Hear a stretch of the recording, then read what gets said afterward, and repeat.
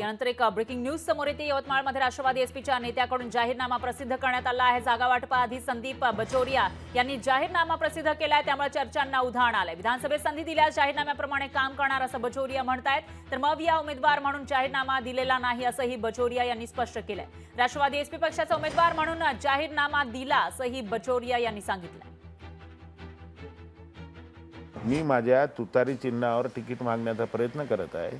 मी त्या अनुषंगाने मी या भागाचा आमदार राहिलेलो आहो। गेल्या 14 वर्षाच्या राजकीय जीवनात मी थोडंफार काम करण्याचा प्रयत्न केलेला आहे। अजून तिकीट कोणत्याही पक्षाला सुटलेली नाही आहे। मी महाविकास आघाडीचा उमेदवार म्हणून जाहीरनामा दिलेला नाही आहे। माझ्या तुतारी पक्षाकडून मी जाहीरनामा दिलेला आहे।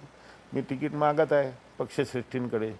वरच्या नेत्यांमध्ये वाटाघाटीमध्ये जे निर्णय होईल आणि मला तिकीट सुटणार अशी मला अपेक्षा आहे। लोकशाही मराठी ऐका, पहा, जागरूक रहा।